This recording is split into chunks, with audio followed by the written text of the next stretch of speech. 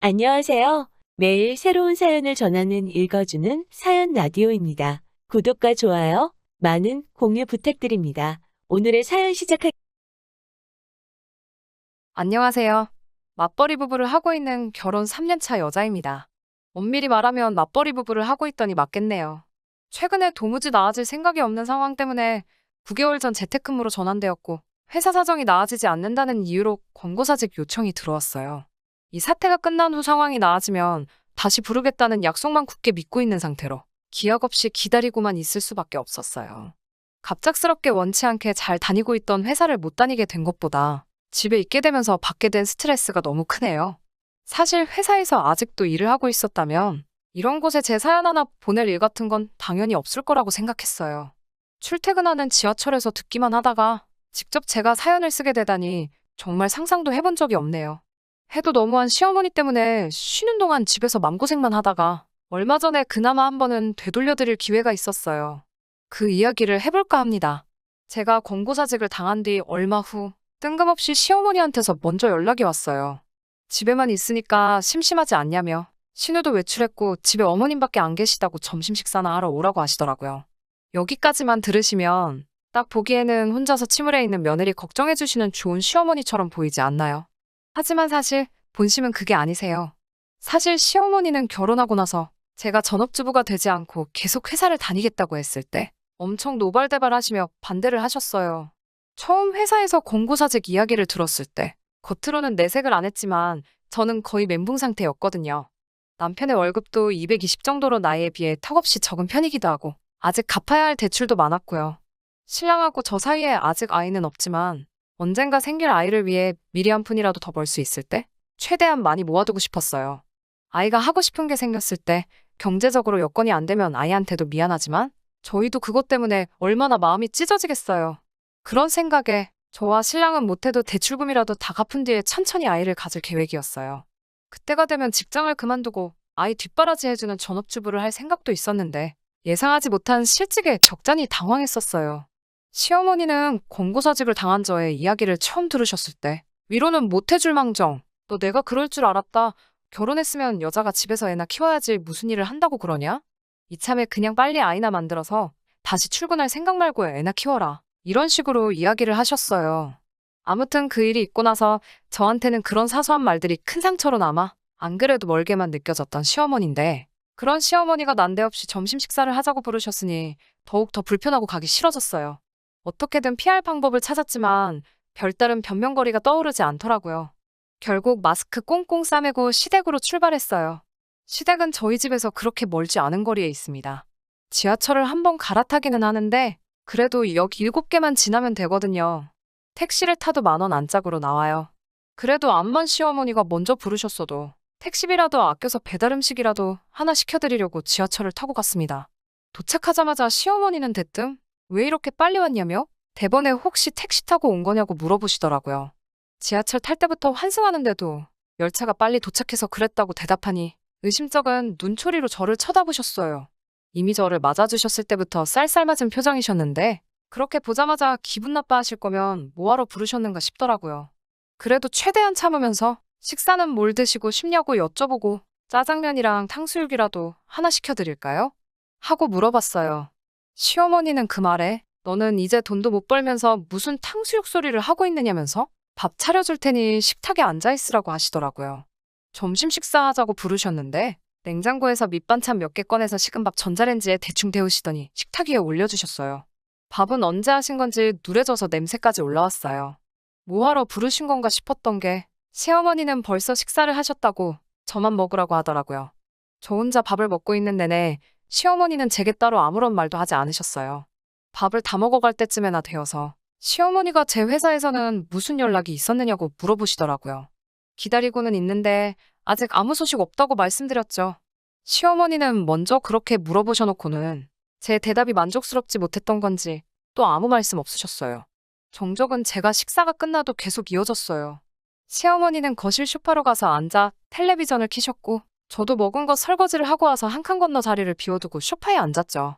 같이 한 공간에 있는 것도 불편한데 거기에 아무 말씀도 없으시니 그게 더 불편했어요. 오죽하면 평소처럼 시비라도 걸어주셨으면 하는 생각이 들기까지 했으니까요.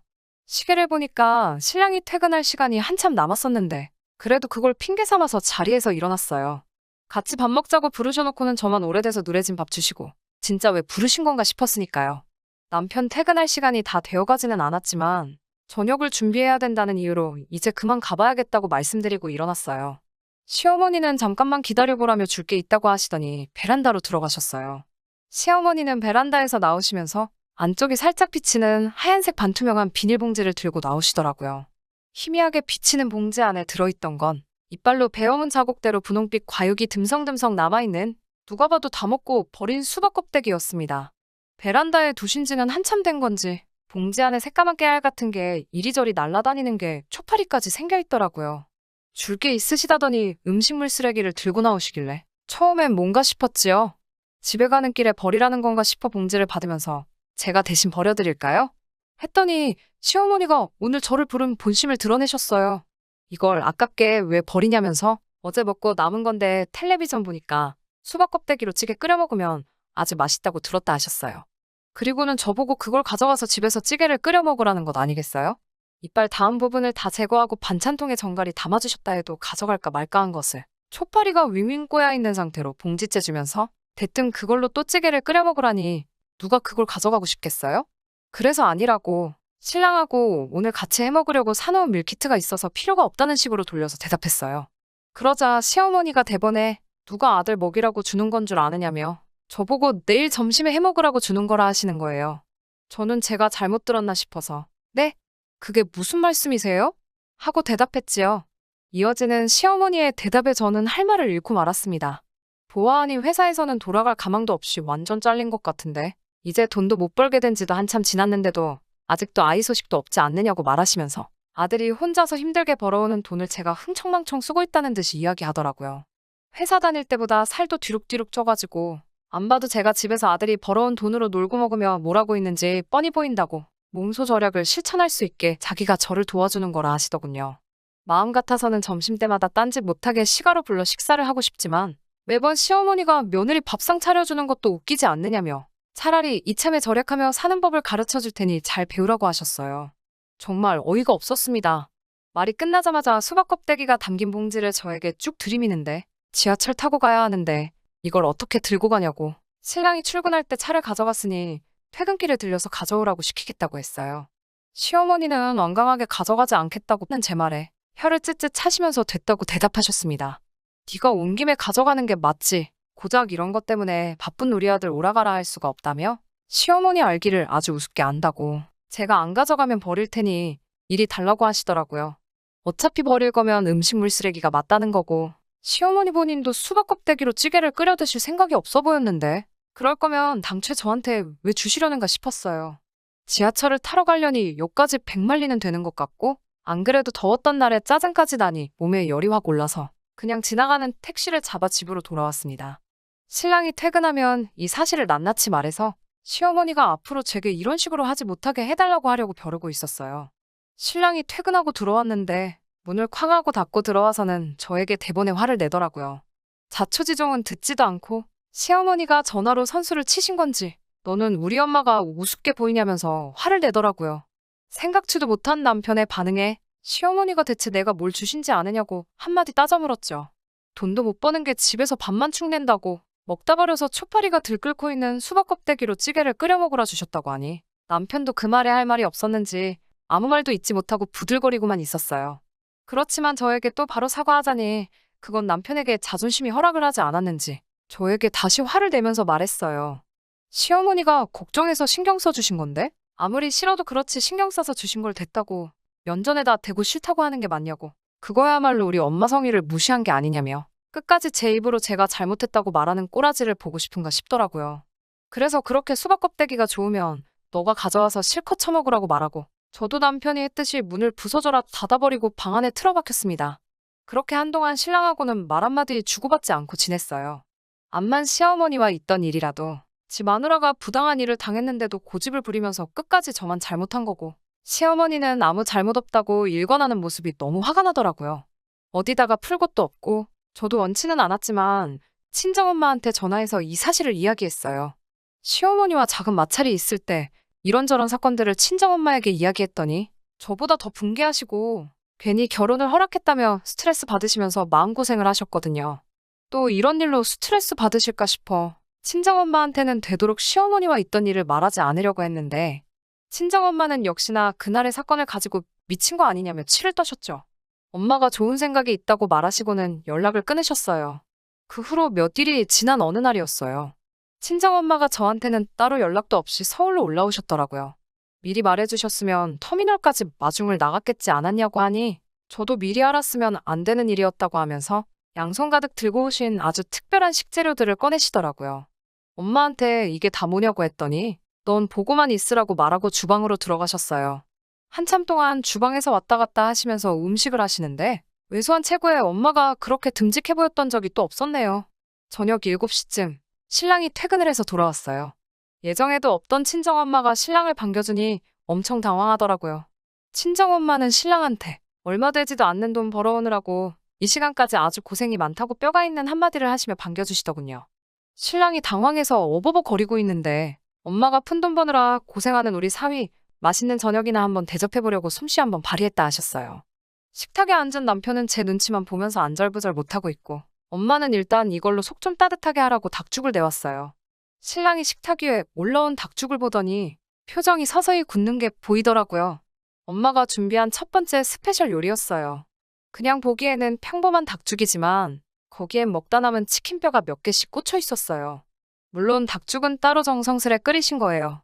그냥 거기에다가 배달시켜 먹고 남은 치킨뼈를 깨끗이 씻어서 죽 위에 하나씩 꽂아 넣으신 거죠. 마치 그걸로 국물을 우려낸 것처럼 보이게 하려고요. 신랑은 그릇을 받고도 숟가락을 뜨고 있질 못하더라고요. 엄마가 그런 신랑을 보고 왜 안 먹느냐고 물어보시고는 아차차, 내 정신 좀 봐. 하시면서 혹시 지금 짠 반찬이 없어서 못 먹는 거냐고 하셨어요. 그러고선 2가지 반찬을 상위에 올려주셨어요. 신랑이 좋아하는 고추장 멸치볶음과 파김치였어요. 단지 그것도 평소에 해주시던 것과는 다른 모습이었지만요. 멸치볶음은 사실 멸치대가리 볶음이었어요.